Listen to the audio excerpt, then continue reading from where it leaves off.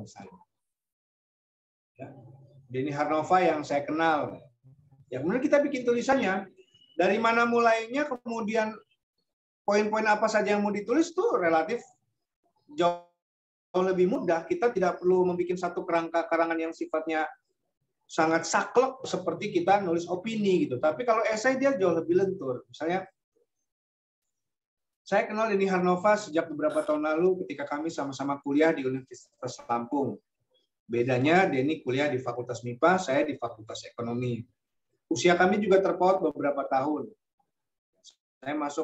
Saya lulus SMA tahun 97, sedangkan Denny tahun 99. Saya kenal Denny aktif di masjid, nah gitu. Jadi unsur keakuan kita masuk di situ. Jadi itu boleh dia. Ini bukan berita, tapi ini karya jurnalistik namanya tulisan esai. Tulisan yang lebih kepada penggambaran satu objek tertentu, peristiwa tertentu dari sudut pandang kita yang sangat pribadi atau individual. Nah, maka cara menuliskannya juga jauh lebih lentur, jauh lebih rileks, tidak dicekoki oleh aturan-aturan yang baku, nggak boleh begini, nggak boleh begitu. Ini jauh lebih lentur. Anda mau mulai dari mana aja lead-nya, awal kalimatnya itu terserah Anda, terserah teman-teman semua. Mau dihantarkan langsung, mau dipakai alur mundur, kayak istilahnya flashback, mau maju lagi, mau mundur lagi, itu terserah. Ya, ini kita bisa, segala objek itu bisa kita tulis dalam bentuk esai. Ya, teman-teman ketika menceritakan soal Darul Ilmi, menceritakan soal teman, atau misalnya di kelas 1 yang kelas 10, di kelas 10 misalnya teman-teman punya satu guru favorit. Kemudian di kelas 11 teman-teman yang nggak diajar dia lagi, tiba-tiba guru itu pindah ke sekolah lainnya. Tapi karena teman-teman merasa punya kesan mendalam terhadap guru itu, ya kawan-kawan kemudian bikin esainya gitu kan. Kesanku terhadap siapa gitu. Jadi itu jauh lebih simple ya, jauh lebih simple ya. Ini juga bisa kalau misalnya kayak contoh kemarin kan saya kasih tugas tuh antara dua orang misalnya kayak Mutmainah sama Ridho kan saling nuliskan. Tapi kan konteksnya kemarin itu kan nuliskan berita. Ya, kalau sekarang nuliskan berita, unsur keakuannya Ridho dalam tulisan untuk Mutmainah nggak boleh masuk. Demikian pula tulisannya Mutmainah untuk Ridho, unsur pribadinya nggak boleh masuk karena dia berita. Tapi karena ini esai boleh dimasukkan karena sifatnya jauh lebih reflektif. Tulisan yang pencerminan aja loh kalau esai ini jauh lebih gampang. Nanti contohnya saya kasih ke Mila supaya teman-teman baca, oh kayak gini contoh esai ya, lebih simpel, lebih gampang, lebih ya sih hal-hal yang selama ini nggak bisa kita sampaikan karena dia merupakan karya jurnalistik yang sifatnya berita dalam bentuk esai bisa kita tumpahkan dengan bebas, bisa kita sampaikan dengan bebas, bisa kita jabarkan dengan sedetail-detailnya, serinci-rincinya tanpa perlu merasa ketakutan bahwa itu tidak melanggar aturan baku dalam penulisan esai. Enggak. Kalau berita, iya dia saklek. Berita baik dia berita langsung, straight news maupun feature, dia hanya menceritakan ulang, hanya merekonstruksi. Nggak boleh ada unsur opini kita masuk. Tapi kalau kita bicara soal karya jurnalistik artikel yang jenisnya esai yang sedang kita bahas ini, itu memang harus dimasukkan unsur pribadi kita terhadap kesan terhadap orang, kesan terhadap peristiwa, kesan terhadap objek yang sedang kita tulis itu. Justru disitulah letak istimewanya esai. Jadi dia jauh lebih pribadi sifatnya. Ya. Dan nanti teman-teman kalau di toko buku itu ada ya kumpulan esai Mahbub Junaidi, ya kumpulan-kumpulan esai Mahbub Junaidi. Pak Mahbub itu sudah almarhum, sudah meninggal. Dia wartawan senior di era 70, 80 sampai 90-an. Nah, teman-teman bisa belajar menulis esai di situ. Jadi sifatnya sangat pribadi sekali. Tapi dia menyangkut tokoh-tokoh tertentu, menyangkut peristiwa-peristiwa penting, menyangkut objek-objek penting, tapi dilihat dari sudut pandang pribadi kita. Nah, misalnya soal HUT sekolah misalnya, atau ya tentang orang tua juga bisa gitu. Kalau esai kan teman-teman yang di kemarin nulis profilnya orang tua maupun omnya maupun kakaknya, kemarin kan berita sifatnya. Tapi kalau sekarang pengen bikin lagi dalam bentuk esai ya silakan. Ya, itu kesan kita terhadap objek itu. Jadi nggak perlu kita wawancara, ya tulisan kita bergantung pada seberapa besar pengetahuan kita terhadap orang itu, kemudian kita tuliskan artikelnya, artikel esainya. Itu yang akan jauh lebih menarik dia. Ya, kekuatan esai teman-teman semua karena dia sifatnya sangat pribadi. Orang juga kepengen tahu tulisan kita terhadap mengenai guru itu seperti apa gitu. Jadi orang kepengen tahu, bukan kepengen tahu yang mereka sudah tahu, tapi kepengen tahu apa sih. Misalnya saya kasih tugas, Ridho bikin esai tentang salah seorang guru, misalnya ustazah atau ustaz siapa di sana. Bagaimana kesan kamu terhadap dia, interaksi kamu selama ini. Ya bisa ditambahin juga mungkin harapan, doa segala macam. Ya saya lebih bebas aja. Sebenarnya lebih memindahkan catatan harian kita dalam bentuk tulisan karya jurnalistik esai itu. Ya. Karena memang sifatnya sangat pribadi, maksud saya sifatnya sangat pribadi itu cara nulisnya ya teman-teman semua. Bukan kemudian objek atau peristiwa yang nggak boleh diliput karena dia sangat pribadi, bukan. Tapi teknik penceritaan, sudut pandang kita untuk bisa menghasilkan tulisan itu adalah dari sudut pandang pribadi kita, ya. Tulisan-tulisan esai. Nah, misalnya ada seorang teman saya, Mbak Yu Hesma namanya, Hesma Eryani, itu beberapa bulan lalu meninggal dunia. Saya kenal baik sama dia karena Mbak Hesma itulah yang ketika saya mulai awal masuk Lampos di tahun 2004, posisi kuliah saya belum selesai. Karena beliau menjadi wartawan di situ, beliau yang membantu saya meyakinkan pimpinan di kantor supaya bisa menerima saya sebagai karyawan di Lampung Pos waktu itu. Dan hubungan kami baik, ya. Kemudian karena penugasan beliau ke Jakarta dan beberapa bulan yang lalu dia meninggal dunia, saya bikin tulisan di Warta Lampung ID di kolom Kacamata Adian. Itu niatnya esai. Teman-teman bisa baca jenis tulisan seperti itu, jadi bisa tahu oh ternyata kayak begini bikinnya. Yang jelas kalau menurut pengalaman saya sama ini itu jauh lebih mudah daripada teman-teman nulis opini. Nah, misalnya opini tentang HUT RI, opini tentang Sumpah Pemuda gitu kan. Wah, itu kan harus banyak sumbernya tuh, harus banyak literaturnya. Mengarang bebas, tapi dia punya kaidah-kaidah khusus gitu. Mewakili apa ya? Mewakili pembaca. Nah, tapi kalau konteksnya dia penulisan esai, ya dia murni urusan kita pribadi dengan objek yang sedang kita tulis gitu. Jadi sifatnya sangat pribadi sekali. Itu juga bisa menjadi bahan teman-teman untuk menuliskan esai ya. Kemudian banyak hal lah sebetulnya, banyak hal yang bisa jadi bahan rujukan kita untuk menulis esai itu. Ya kalau dijabarkan sebetulnya nulis esai itu kan nulis karangan bebas dia, mengarang bebas, sudut pandang kitanya masuk terhadap objek yang sedang kita liput atau sedang kita tulis itu. Dia sifatnya jauh lebih lentur, jauh lebih rileks, jauh lebih simple ketimbang kita misalnya menulis opini. Ya, mungkin sama mudahnya sih dengan kita menulis resensi buku yang kemarin sudah kita bahas ya. Dalam artian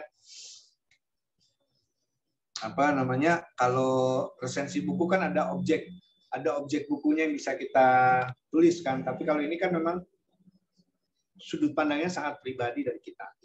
Nanti saya kasih ke Mila beberapa contohnya, teman-teman bisa baca, ya dibaca supaya bisa mengerti gitu kan, sama dipraktekkan. Ya evaluasi saya sejauh ini karena teman-teman bukan jarang, bahkan terakhir kita agak banyak tulisan itu kan udah hampir 2 bulan yang lalu kan.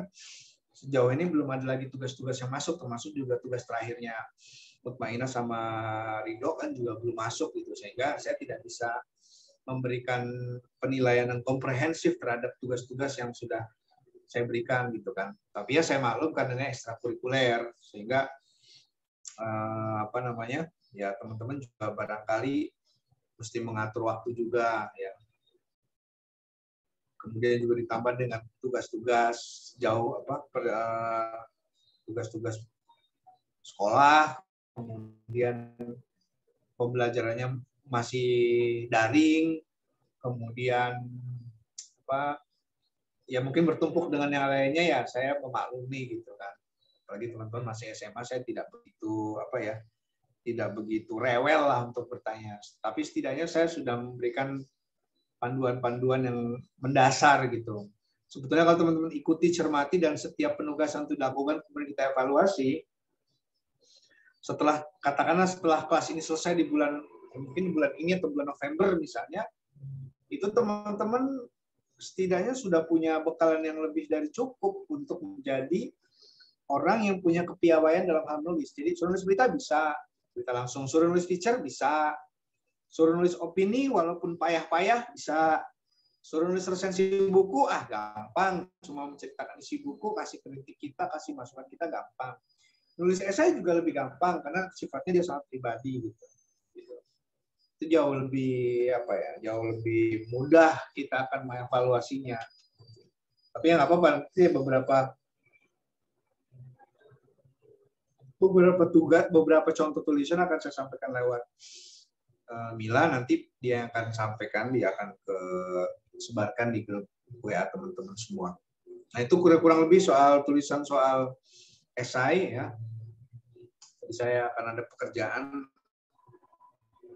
mesti ke Karang karena posisi kayak gini jadi nggak begitu optimal juga.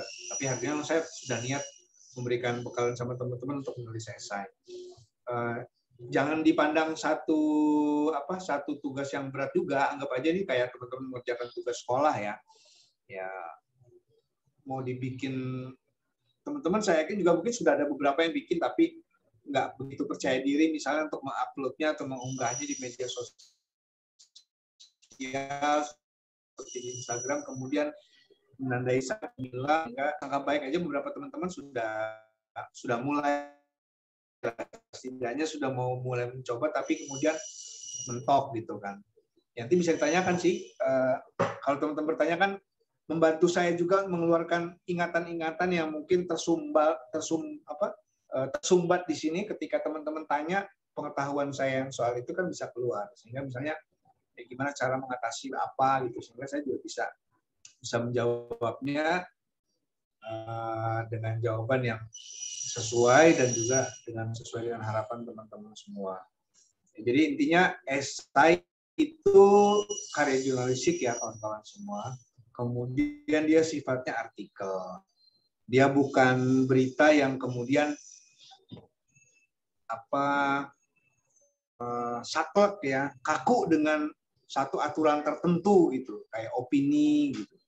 Tapi esai itu jauh lebih lentur, jauh lebih simpel, jauh lebih pribadi, boleh pakai kata saya dalam kalimat-kalimatnya, boleh pakai kata aku, boleh pakai kata ganti penulis, terserah.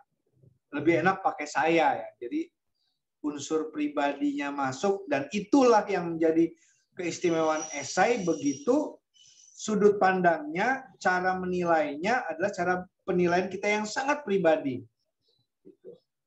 Kalau opini kan dia agak berbeda. Opini kan menjelaskan sesuatu yang ideal gitu kan. Misalnya sebentar lagi kita akan menyambut Hari Sumpah Pemuda. Di masa sekarang generasi milenial tidak lagi memaknai Sumpah Pemuda dengan baik. Salah satu contohnya adalah hampir setiap siswa tidak hafal 3 kalimat yang menyatakan Sumpah Pemuda. Itu kan kalimat-kalimat opini dia. Tapi itu kalau misalnya dia esai lebih gampang lagi gitu kan. Setiap tanggal 28 Oktober kita selalu peringati dengan Hari Sumpah Pemuda. Di sekolah saya barangkali kalau dites hanya 1 dari 10 orang yang hafal dengan benar teks Sumpah Pemuda. Saya pernah mengetesnya di kelas dari 30 anak, hanya 2 yang benar. Itu pun tidak sama persis dengan teks Sumpah Pemuda yang dibacakan pada Kongres Pemuda 28 Oktober 1928. Itu esai karena sifat pribadi kita udah masuk di situ. Beda sama yang contoh yang pertama tadi saya sampaikan. sampaikan. Itu jauh lebih umum dia. Jadi kalau opini itu seolah kita mewakili masyarakat umum, mewakili pembaca, mestinya bagaimana, mestinya begitu, kayak begitu. Sesuatu yang ideal, sesuatu yang apa ya, yang ideal banget, sesuatu yang sempurna banget, sesuatu yang tidak ada cacatnya sama sekali. Tapi kalau esai ya jauh lebih lentur, jauh lebih apa ya, jauh lebih simpel, jauh lebih jenaka, jauh lebih guyon, bisa menggunakan humor dan sebagainya. Sehingga tulisan-tulisan esai itu tulisan-tulisan yang hidup ya,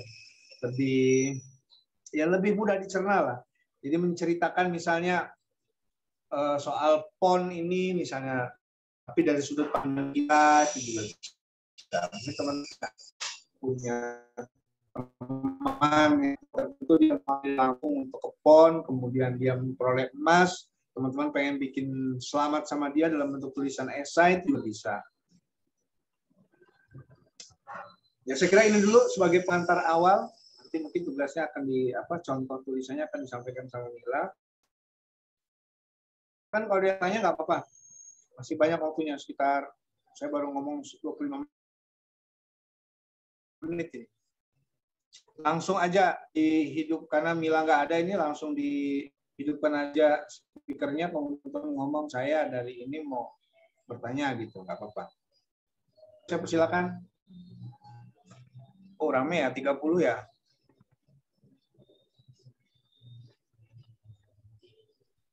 Kak Dian. Ya, Mot ya. Jadi bertanya, kan tugas Mutmainah kan kemarin belum selesai ya. Sepertinya dihentikan sepertinya. Karena mungkin ada beberapa hal mungkinnya Ridho, mungkin Mutmainah juga. Jadi dihentikan Kak. Ya nggak apa-apa. Terus yang esai itu nanti ada contohnya ya Kak ya? Ada banyak, contohnya ada banyak. Ya Kak, terima kasih Kak. Oke, sama. Sambil menjawab pertanyaan Mutmainah ya. Esai jauh lebih mudah. Yang teman-teman mesti jadi frame itu adalah nulis esai itu tidak seribet kita nulis makalah, nulis paper, atau ya tulisan esai ini yang ngarang bebas gitu loh. Kan pernah sih ngarang bebas kan? Kayak misalnya sebetulnya yang teman-teman, saya nggak tahu ya kalau sekarang ya, kalau kami mungkin zamannya Mila juga merasakan ketika di SD itu banyak pelajaran-pelajaran mengarang dalam bahasa Indonesia. Misalnya ceritakan soal pengalaman berlibur, misalnya ceritakan soal pengalaman misalnya mandi di kali, ceritakan pengalaman Anda bersama teman-teman ketika kecil gitu. Itu kita mengeluarkan semua ingatan-ingatan kita, kemudian kita ya kasih perspektifnya dalam sudut pandang sekarang gitu. Ya sebetulnya itu mengarang, ya itulah esai gitu, mengarang dia. Pelajaran mengarang, membuat esai, membuat satu tulisan panjang berkenan sama apa yang kita rasakan terhadap satu kejadian tertentu, satu tokoh tertentu gitu kan. Sehingga tulisan itu akan lebih mengena karena dia orang pengen baca. Kenapa orang pengen baca? Karena menyangkut orang tertentu, dan apa sih yang orang ini pengen sampaikan dari tulisan dia terhadap sosok tertentu atau objek tertentu atau peristiwa tertentu gitu. Hal seperti itu yang kemudian menggelitik orang untuk mau baca tulisan soal esai ya. Nanti kalau teman-teman sudah saya kasih contohnya lewat Mila, saya meyakini teman-teman akan ya minimal punya persepsi yang sama gitu, dalam artian oh kayak gini ya. Kalau kayak gini sih kayaknya kira-kira saya mau bisa melakukannya gitu. Ya, itu lebih pada esai gitu kan. Silakan kalau ada yang lain mungkin nggak apa-apa selain Mutmainah tadi. Laras Kak. Oke, silakan Laras. Berarti teks esai itu hampir mirip sama teks opini ya? Oke.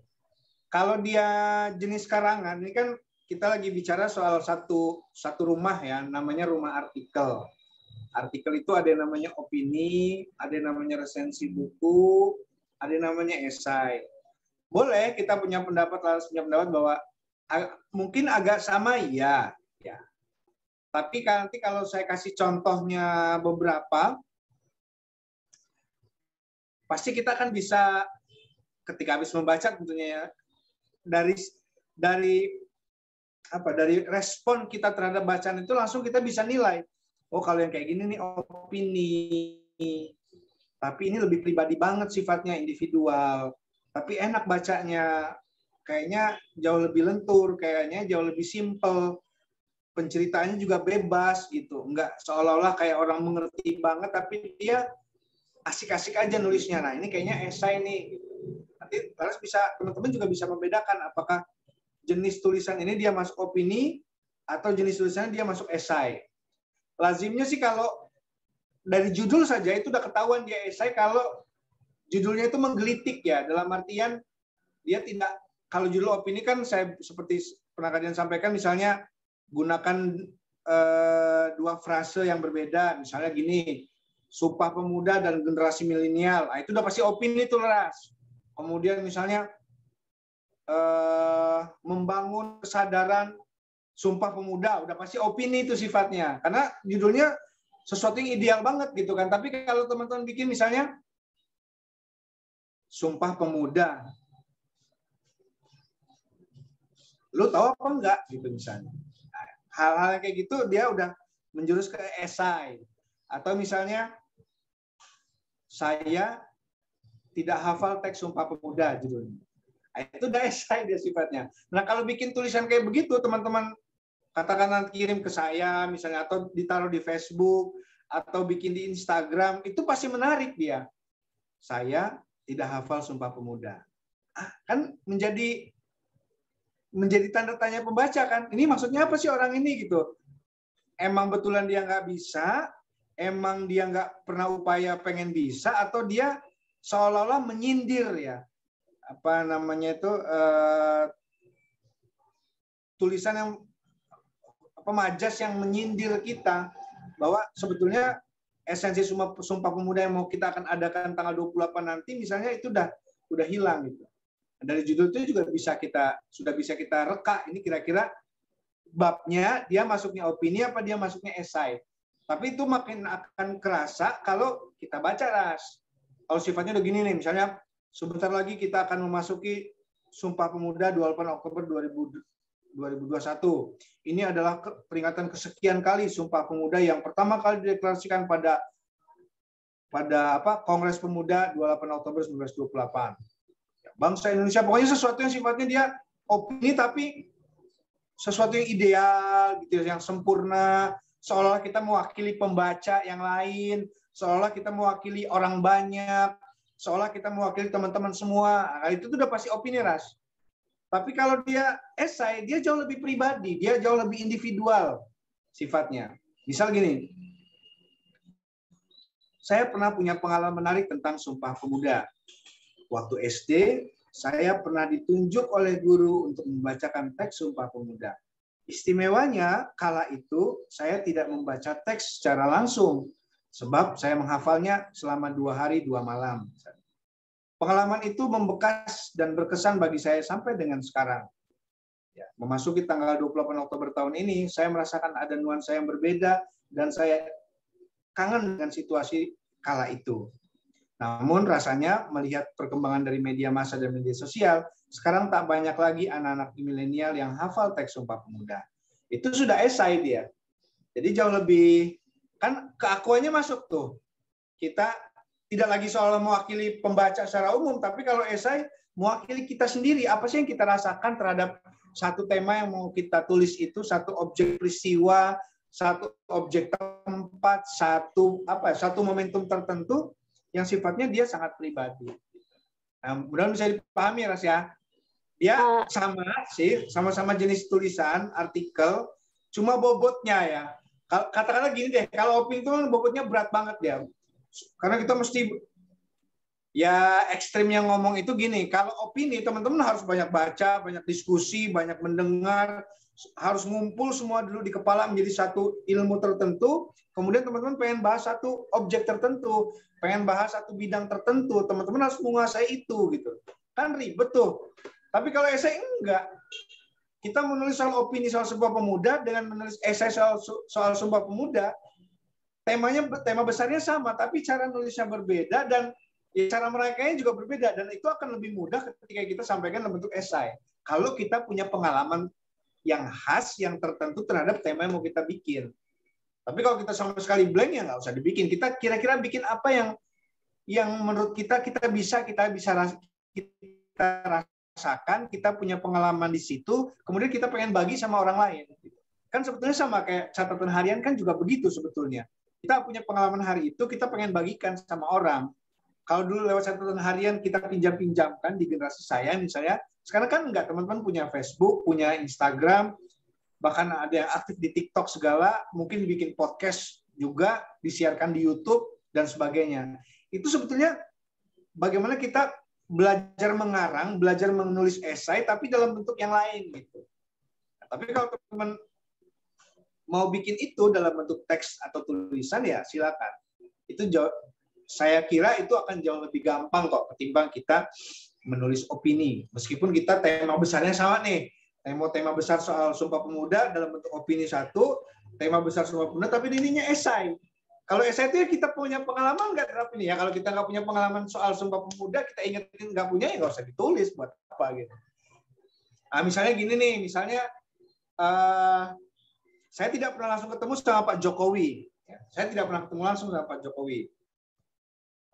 Tapi saya pernah tergabung dalam satu kelompok penulis dan tidak banyak, jumlahnya dari ribuan orang tuh hanya beberapa yang dipilih se-Indonesia, dan saya ada di posisi buku itu. Ya, di posisi buku tentang Jokowi itu ditulis sekitar tahun 2014 menjelang pemilihan presiden yang pertama yang Jokowi terpilih. Oke, itu pengalaman kita. Saya tidak punya interaksi langsung sama Pak Presiden, tapi saya pernah menulis soal presiden. Nah, tiba-tiba misalnya beberapa bulan lalu kan Pak Presiden datang ke sini. Ya, saya juga tidak bertemu dengan beliau gitu. Tapi kita pengen bikin tulisan esai sifatnya karangan bebas terhadap satu objek tertentu yang namanya Pak Jokowi, Pak Presiden itu dari sudut pandang kita. Terus saya kayak mana nulisnya? Ya simpel aja, nggak usah bikin susah-susah. Seumur hidup saya belum pernah bertemu dengan Joko Widodo. Orang lebih banyak menyebutnya Jokowi. Pendidikan terakhirnya ditempuh di Fakultas Kehutanan UGM. Gelar akademiknya insinyur. Ya. Tapi saya punya pengalaman bersentuhan dalam tanda kutip dengan Presiden Jokowi. Itu saya alami pada tahun 2014 ketika terpilih menjadi salah satu penulis buku Jokowi, Presiden kita, yang diterbitkan oleh Gramedia, Pustaka Utama, bekerja sama dengan Kompasiana Holding PT Kompas Cybermedia. Bisa dia masuk. Jadi peristiwa kedatangan Jokowi sini saya pengen bikin tulisannya, meskipun saya tidak punya interaksi langsung sama Pak Presiden, tapi ada interaksi lain yang pernah saya sampaikan yang berhubungan sama Pak Presiden, yaitu saya pernah menjadi bagian dari penulis buku yang kumpulan tulisan di satu buku itu hanya ada 20-an orang menulis di buku itu. Itu juga bisa. Itulah esai sifatnya. Kan jauh lebih gampang. Tapi kalau teman-teman nggak punya pengalaman di situ, nggak punya kesan tertentu, ya jelas ngapain ditulis gitu, nggak usah. Ini kan karena dia sifatnya pribadi harus ada sentuhan artian pengalaman, interaksi sama orang itu dan sebagainya. Sama kayak tadi saya kasih contoh, misalnya saya kenal sama mantan kepala sekolah kalian, misalnya Ustadz Denny Harnova gitu kan. Kemudian suatu waktu misalnya dia katakanlah terpilih menjadi PNS, atau dia punya prestasi yang luar biasa, atau tiba-tiba dia menjadi anggota dewan misalnya di pemilu 2024. Saya karena punya interaksi sebelumnya, saya bisa bikin tulisan soal Denny Harnova. Selamat bekerja Denny Harnova, misalnya judulnya. Kalau ketemu judul yang menggelitik kayak gitu, udah hampir pasti dia ini esai gitu. Kalau judul opini kan serius. Ya, judul opini kan dia serius tuh. Ada kata kerja atau tengahnya dan. Ya gitu aja deh, gampang kalau opini mah. Tapi kalau esai dia jauh lebih lentur, jauh lebih menggelitik lah gitu kan. Nanti saya beberapa contohnya saya sampaikan semua, teman-teman baca aja. Oh kayak gini bikin esai itu iya ya gampang ya, iya ya mudah ya. Sebenarnya kita punya pengalaman tertentu dengan tokoh itu, dengan peristiwa itu, kita gampang menguraikannya kembali dalam bentuk tulisan esai. Mudah-mudahan bisa dipahami ya, Red? Berarti kalau opini itu dia lebih berstruktur sama ini ya, banyak fakta-faktanya gitu. Ya, ya bisa. Ya lebih terstruktur, betul. Karena kan Tapi dia, kalau misalkan esai dia lebih elastis. ya betul. Kan waktu kalian sampaikan misalnya nulis opini kan bikin kerangka karangan, mikir kita, pengen bikin tulisan Sumpah Pemuda. Apa aja nih yang mau kita sampaikan nih di 30 alinea ini. Minimal kita bikin satu kerangka pokoknya, ini. Tapi kalau esai kan enggak dia. Dia lebih lentur aja. Udah kita ceritain aja. Kita punya kesan apa sama Sumpah Pemuda? Kita punya kesan apa sama 17 Agustus? Kita punya kesan apa sama 10 November gitu. Kita punya kesan apa terhadap G30 SPKI misalnya. Itu juga bisa. Sepanjang kita punya pengalaman di situ. Itu bisa jadi esai. Tapi kalau kita nggak punya pengalaman di situ, tapi kita pengen bikin tulisan yang berkaitan sama itu, dia jatuhnya opini. Yang sifatnya jauh lebih, sudah kalau opini itu namanya karangan ilmiah, tapi dia populer. Kenapa ilmiah? Karena dia memang ya mesti, ya itu kayak kata kamu tadi, struktur, butuh data-data, namanya ilmiah. Ilmiah itu kan pernyataan kita bisa diuji. Lu ngomong kayak gitu bisa bisa diuji nggak? Ilmiah nggak gitu kan? Tapi kalau esai kan ya jauh lebih lentur dia kan, menceritakan apa yang kita alami, apa yang kita rasakan dalam bentuk tulisan ringan, dalam bentuk esai. Gitu, Ras. Oke, terima kasih. Oke. Masih ada teman-teman yang lain? Kak, Yuk. baru melengkapi doang. Berarti esai ini tuh berarti kita nggak harus ketemu sama orang ya, kayak maksudnya nggak harus wawancara gitu. Nggak usah. Iya, Nggak iya. usah. Misal gini nih, saya pernah ada tokoh dulu namanya Edwin Hannibal. Ada nanti dicontoh di tulisan saya aja. Almarhum ini dulu mantan ketua KPU Provinsi Lampung. KPU itu Komisi Pemilihan Umum, penyelenggara pemilu. Saya nggak begitu kenal sama dia, tapi saya tahu kiprahnya dari mulai dia bekerja di lembaga swadaya masyarakat, di LBH melindungi masyarakat kecil, sampai kemudian dia menjadi ketua KPU. Ketua KPU di periode sekitar tahun 2008-2010. Saya waktu itu masih aktif di Aliansi Jurnalis Independen di AJI Bandar Lampung. Suatu waktu, ketika ada acara di KPU, yang biasanya nganter undangan itu staf, orang suruhan, tapi ini yang nganter langsung almarhum Bang Edwin Hannibal. Dia langsung antar surat itu untuk mengundang kami, organisasi kami, untuk ikut acara semacam FGD ya, Focus Group Discussion ya, diskusi grup terkumpul kalau bahasa Indonesianya. Nah, tiba-tiba saya mendengar kabar dia meninggal dunia karena COVID gitu. Ya saya bikin tulisan itu, saya merefleksikan aja, saya tambahkan dengan kesan saya selama ini. Ya dia jelas bukan tulisan opini, tulisannya ringan banget kok, nggak ada data-data yang secara ilmiah saya paparkan. Saya cuma pengen cerita bahwa orang ini orang baik, dia sekarang sudah meninggal, dan saya punya kesan tertentu gitu kan, meskipun nggak banyak yang sampaikan, tapi secuplik aja, tapi cuma saya uraikan. Bisa. Nah, itulah jenis tulisan yang sifatnya dia esai. Itu. Yang lain? Ya, Kak, terima kasih. Oke. Oke, kalau nggak ada, kita cukupkan. Nanti contoh-contohnya saya sampaikan lewat Mila untuk diteruskan sama teman-teman semua. Banyak itu kalau esai, contohnya banyak. Dan kalau soal sisi jumlah katanya nggak ada ukuran ya. Kalau kita mau bikin itu di media sosial kita, di blog kita, itu nggak ada ukuran yang resmi berapa halaman, berapa kata, dan sebagainya. Tapi kalau misalnya itu mau dipublikasikan katakanlah di media massa, di koran, di majalah, dia kan punya space, punya ruang, sehingga dia punya syarat-syarat tertentu. Misalnya tulisan dikirim tidak lebih dari 500 kata misalnya. Tapi kalau teman-teman itu mempublikasikannya di media sosial, ya dia relax aja, nggak ada aturan yang baku bahwa mesti bikin sekian kata, mesti bikin sekian ribu kata, enggak. Tapi kalau mau, apalagi untuk di media cetak, karena dia kan terbatas pada ruang ruang ya, pada kolom dan baris, sehingga teman-teman harus bisa mengikuti itu. Nah, sebetulnya kalau cari contoh-contoh esai sekarang yang rutin itu ada di kolom catatan pinggirnya Gunawan Muhammad ya. Gunawan Muhammad itu wartawan senior majalah Tempo. Jadi setiap Tempo terbit di hari Senin, baik itu terbitan online maupun cetak, itu ada tulisan Gunawan Muhammad. Sebetulnya namanya tidak lagi esai, tapi dia lebih, ini juga namanya varian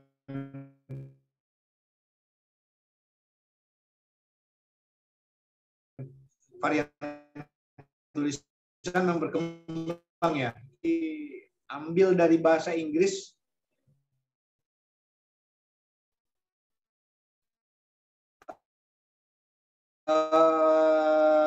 jenis kolumnis.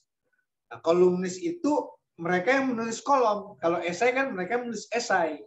Nah, perbedaannya itu kalau esai dia bisa pemerhati masalah sosial, dia mungkin guru, dia mungkin mahasiswa gitu.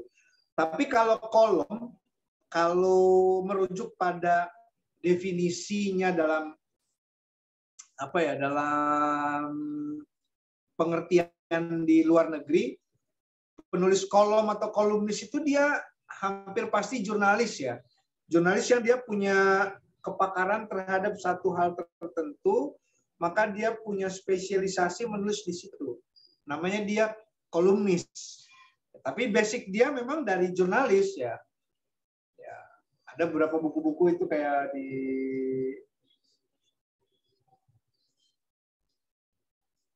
misalnya ini buku tentang Alan Greenspan yang nulis Bob Woodward. Nah, nama Bob Woodward ini jurnalis senior yang kalau teman-teman malas baca ataupun terlalu tebal bukunya, itu juga bisa nonton filmnya ya. Saya nggak tahu kalau di YouTube ada apa enggak. Judul filmnya All President's Men. Ya, itu tentang pengungkapan satu skandal besar di Amerika Serikat terkait dengan Presiden Richard Nixon. Ya.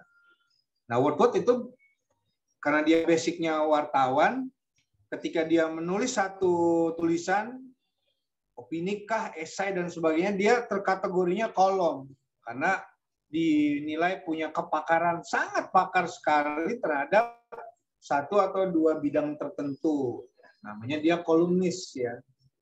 Tapi kalau teman-teman saya nggak ke situ dulu, terlalu berat mungkin ya.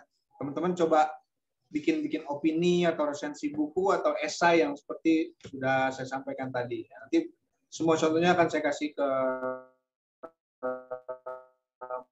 Mbak Milanya, nanti dia akan sampaikan ke grup. Jauh lebih simple, jauh lebih gampang.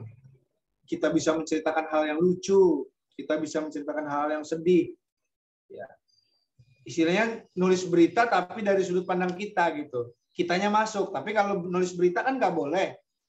Ya, nulis berita mau baik berita langsung straight news maupun feature kan nggak bisa masuk kitanya, karena kalau berita kan dia saklek tuh, hanya merekonstruksi peristiwa.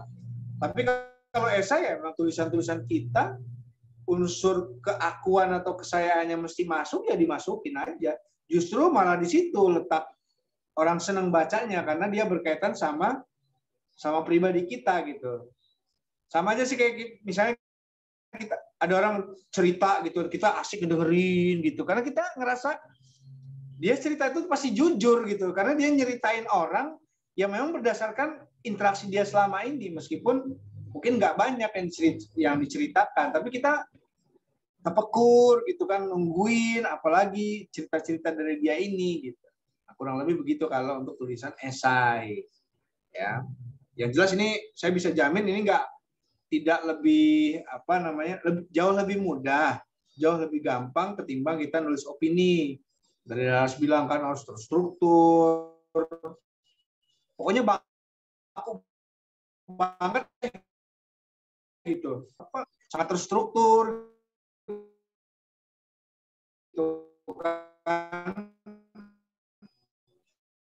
Ya, opini juga karangan ilmiah yang populer gitu. Menceritakan satu persoalan yang pelik, tapi kita bisa menarasikannya dengan lebih gampang sehingga orang manggut-manggut membaca opini atau gagasan kita itu. Ya, kan opini kan gagasan. Ya, kalau esai kan jauh lebih pada karangan khas kita. Gagasannya masuk, pengalaman kitanya masuk, kemudian usulan kitanya juga masuk, kritik kitanya juga masuk. Jadi jauh lebih rileks lah, lebih simple, lebih lentur, nggak terlalu banyak hal-hal yang mengganggu kita, mengganggu keleluasaan kita untuk menghasilkan tulisan yang berbentuk esai. Itu mungkin. Mila udah masuk ya?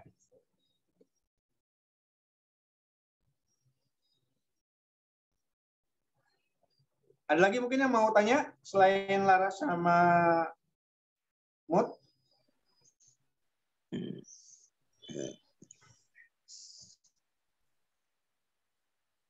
Mila keluar apa ini? Hadir Bang, sebentar. Oh, ada. Oke. Ada Ahmad.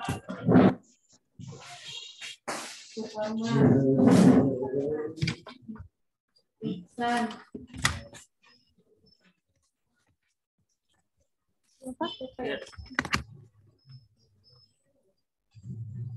Ya, itu mungkin Mil tadi banyak sudah sampaikan soal menulis esai.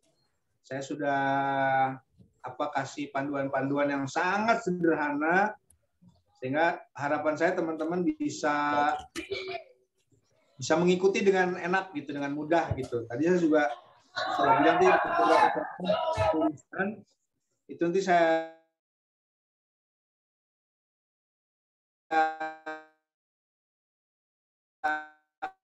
sampaikan aja ke Mila, walaupun mereka nggak bikin tugas baca, jadi mereka ngerti, oh ini namanya esai,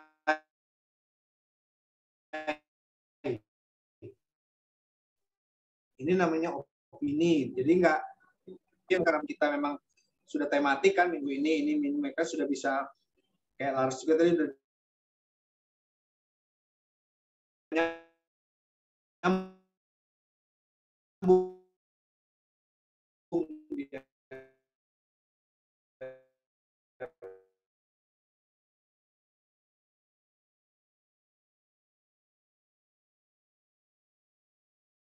dari mana, mau mulainya dari mana gitu kan.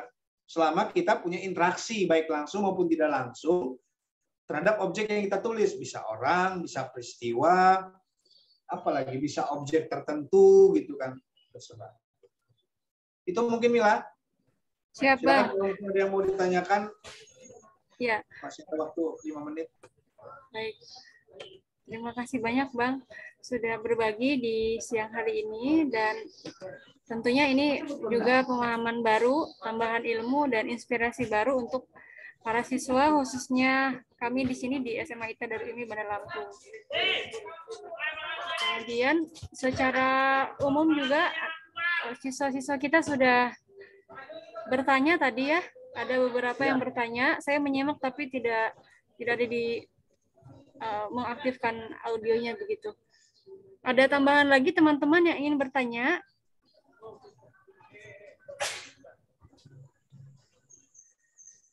Kalau tidak ada, boleh kasih reaction-nya, tanda jempol atau tanda love gitu boleh. Seperti yang saya contohkan ya. Oke, baik. Bang Adian, cukup berdasarkan layar yang saya pamit ya teman-teman semua. Kita insya Allah nanti ketemu lagi. Siap, Bang. Nanti beberapa contohnya saya kasih ke Mila supaya teman-teman minimal baca. Jadi tahu, oh ini contoh esai yang hari ini kita bicarakan. Jadi punya, setidaknya pernah, kalau dia besok-besok ketemu lagi sama artikel sini sudah bisa mengira-ngira. Oh ini kayaknya esai nih. Oh ya ini namanya opini. Jadi mereka bisa langsung memilah-milahnya ketika mereka ketemu dengan mungkin di media online, mungkin di media cetak maupun majalah. Itu ya kawan-kawan semua ya. Pamit semua. Ya, selamat salat Jumat bagi yang cowok-cowok. Semoga selalu diberikan keberkahan dan kesehatan. Assalamualaikum warahmatullahi wabarakatuh. Assalamualaikum warahmatullahi wabarakatuh. Baik teman-teman, karena tadi tidak saya buka, maka dipersilakan teman-teman